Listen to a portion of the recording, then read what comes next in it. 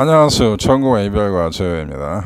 천공의 이별과 재회는 이별 후에 여러분이 재회를 원하시는 여러분들이 가장 신속하고 가장 효과적으로 재회할 수 있는 조언과 팁을 드린 확실한 유튜버입니다. 끝까지 영상을 봐주시기 바랍니다. 최근 제가 영상을 좀 자주 만드는데 여러분이 별로 만족을 못 하시는 것 같아요. 제가 볼 때는 괜찮은 영상인데 처음 보는 영상보다는 임팩이 약하다고 생각하시는 것 같습니다. 조금 더 분발하겠습니다. 그리고 저한테 좀 너그러운 마음을 가지시고 영상을 봐주시기를 부탁드립니다. 구독을 좀 많이 해주십시오. 제가 부족한 점이 있다는 거 알고 있습니다. 이 카메라 수준도 낮고 하드웨어가 제가 굉장히 약하죠. 뒤에 배경도 별로고. 자, 하지만 저는 소프트웨어는 강합니다. 믿어주십시오.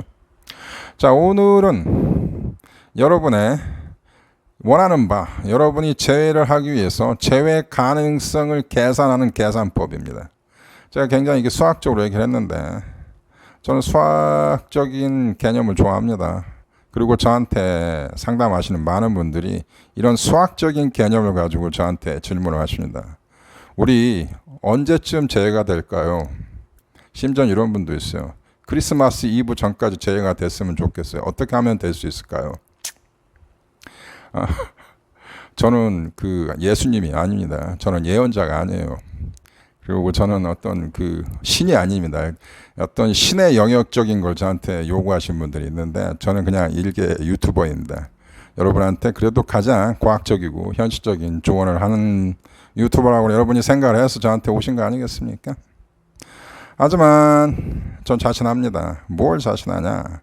여러분의 관계가 상대적으로 괜찮았고 여러분이 이별 후에 브레이크업 리스폰스가 나름 매초했다. 굉장히 성숙하고 훌륭했으면 여러분 재회 가능성 상당히 높습니다. 그리고 가장 핵심적인 저의 영상의 핵심 사상 No Contact을 제대로 잘 수행을 하셨으면 여러분의 확률은 상당히 높아집니다. 자, 그러면 오늘 제가 한 3가지 요소에 대해서 말씀을 드릴게요. 첫 번째는 여러분의 관계가 얼마나 안정적이었냐, 그렇지 않았냐에 대해서 말씀을 드리겠습니다. 자, 이것을 여러분이 수학적인 나름의 맥락으로 환산을 해서 계산을 해보세요.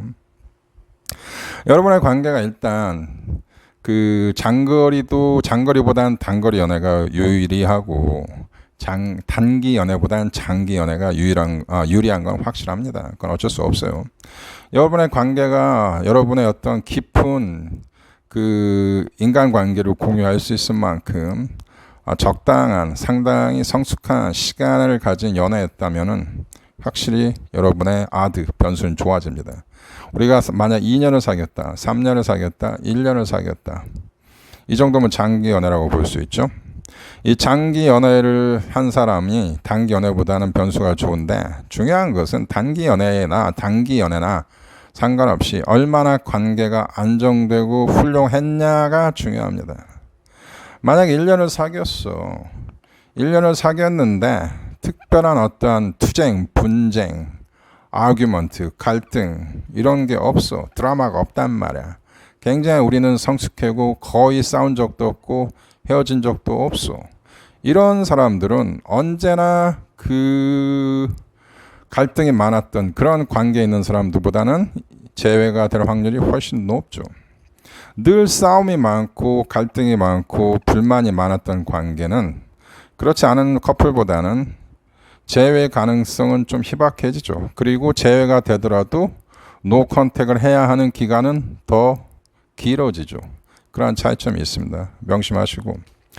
그 다음 제가 하고 싶은 얘기냐, 그 다음 항목이 아니라 관계 안정성 안에 있는 또 다른 얘기인데, 만약에 자주 헤어졌다, 자주 재회됐다 하는 커플들이 있습니다. 저와 상담하신 분들 중에 그런 분이 많은데, 어떤 분은 1년 동안 10번 헤어졌다 재회하신 분이 있고, 어떤 사람은 3년을 사귀었는데 한 2-3번 헤어졌다 만난 사람이 있고, 자, 1년에 한 번씩 헤어졌다 만난 사람이 있다고 봅시다. 그리고 3년을 사귀었는데 한 번도 헤어진 적이 없어. 이 3가지 경우를 놓고 제가 비교를 할게요. 첫 번째, 1년을 사귀었는데 10번을 헤어졌다 만난 경우는 이거 재회가 되고 안 되고가 중요한 게 아니에요.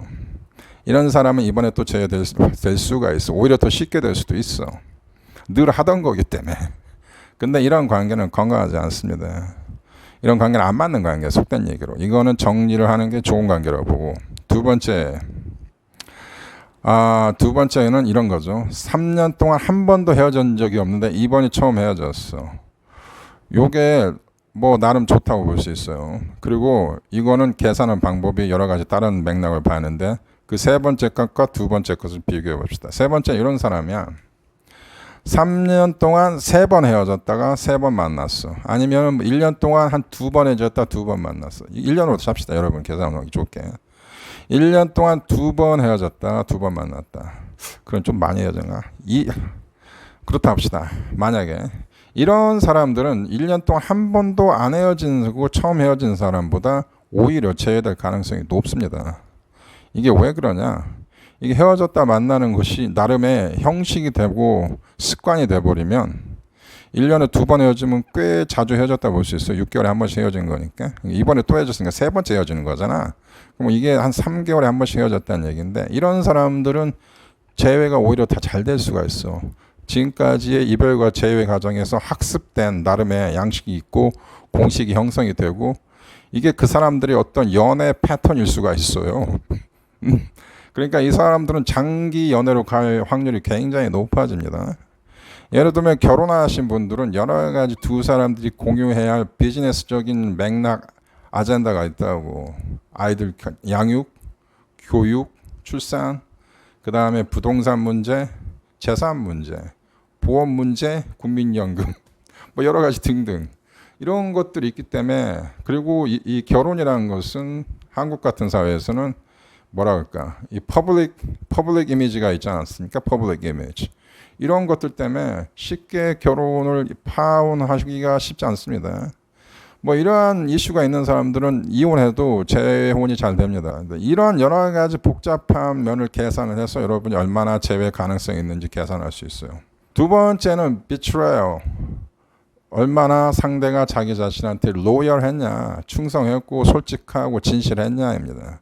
바람을 핀 남편이 있다. 바람을 핀 여자도 있습니다. 이런 경우는 한국 사회에서는 이게 자기 여자친구가 자기고 교제하는 상황에서 다른 남자와 뭐 이렇게 바람을 폈다. 한국 사회가 많이 현대화됐어도 한국 남성들은 아직도 좀 그런 고질적인 그 옛날 아시죠? 그런 이슈가 남아 있습니다. 그리고 이런 것을 여성분들은 그래도 남자보다는 좀 관대한 편입니다, 사실. 뭐 누구 좋아하는 사람은 없죠. 자, 그럼 뭐 성매수를 했다든지 여자가 어떻게 바라보냐에 틀리지만 뭐 아주 그냥 전문적으로 이것만 하고 다니는 놈이었다. 이런 것들.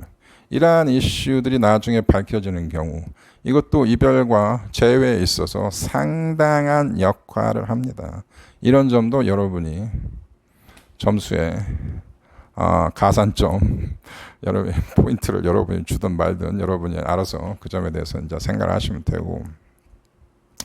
그 다음에 세 번째가 가장 중요한 이슈인데 이별 후에 여러분이 이별을 어떤 식으로 대처를 했냐 이게 가장 결정적입니다.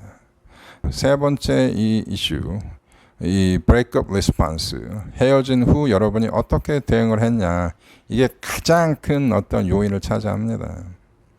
그러니까 매달리지만 않으면은 여러분은 대개 재회가 됩니다라고 보시면 돼요.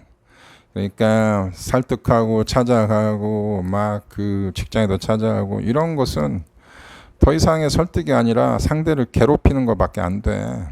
오케이? 그러면 상대 이성은 특히 상대 여성인 경우 남자가 이렇게 심하게 매달리면은 이게 남녀의 그 메커니즘 뭐라고 할까? 그게 그 좀 틀려요. 뭐가 틀리냐? 남자가 많이 매달리는 것은 여자가 많이 매달리는 거고 매력 포인트에 있어서 환산 점수가 틀리다고 보시면 돼요. 이게 속된 얘기로.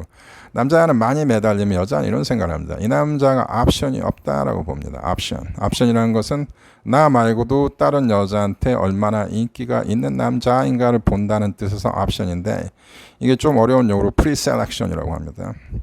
프리셀렉션은 여자가 남자를 보는 데 있어서 남자를 선택하고 남자에게 매력을 느끼는 데 있어서 굉장히 중요한 이슈인데 이게 한국에서는 아직 보편화가 안 돼 있어요. 근데 서양에서는 서양 심리학이나 연애 전문가들 사이에서는 이게 상당히 중요한 역할을 한다고 주장을 합니다. 이 남자가 나 말고도 다른 여자들한테 인기가 있는 남자이면은 대개는 이런 남자들은 다른 이 여자들한테 인기가 있습니다. 여자하고 틀려요. 이게 남하고도 이런 거지. 이 남자가 굉장히 능력 있고 잘생기고 멋있고 돈도 잘 벌고 굉장히 남자다운 자신감도 있고 한마디로 막 알파 남성이야. 시그마 알파 남성이야. 이런 남자들은 수많은 여자가 이 남자를 사냥을 해도 나는 이 남자를 더 좋아하게 됩니다. 그런 게 있다고. 근데 자꾸 나한테 매달린다는 것은 이 남자가 그런 옵션이 없는, 가치가 없는 남자라고 여자들이 무의식적으로 본다라는 얘기입니다. 의식적으로 할 수도 있고 무의식적으로도 왠지 안 땡기는 거지. 매력이 없어 보인다는 얘기죠. 그런 것이기 때문에 여러분이 매달리는 거 하여튼 좋지 않습니다. 그리고 여자도 똑같아. 자꾸 매달리면은 남자들은 이런 게 있습니다. 남자들은 이 여자하고는 틀리게 공학적 기질이 있습니다. 공학적 기질은 반드시 정리, 정돈과 분석을 필요하는 사고가 반드시 필요한 그러한 사고체계이기 때문에 혼란스러운 거 남자들은 굉장히 싫어합니다. 저도 그러고 대부분의 남자들은 싫어요. 근데 여자가 굉장히 이렇게 매달리면은 혼란스러워집니다. 정신세계 체계가. 그런 게 있습니다. 그렇기 때문에 또 이게 싫은 거고. 그러니까 남녀 공통이야. 매달리는 건 절대 그 상대 이상한테 매력을 줄 수가 없습니다. 그래서 이러한 세 가지 큰 요소를 여러분이 결합을 해서 나름 냉정하고 분석적으로 계산하시면 내가 얼마나 재회 가능성이 있는 것인지 어느 정도 여러분이 간파를 하실 수 있다고 봅니다. 또 자세한 얘기는 그리고 각 이별마다 모든 이별은 독특합니다. 본인들만의 드라마와 히스토리가 있어. 뭐 이런 점에 대해서는 저와 뭐 이메일을 보내시든지 전화 상담을 하시든지 하시면 됩니다. 하여튼 많이 보내주시기 바랍니다. 감사합니다.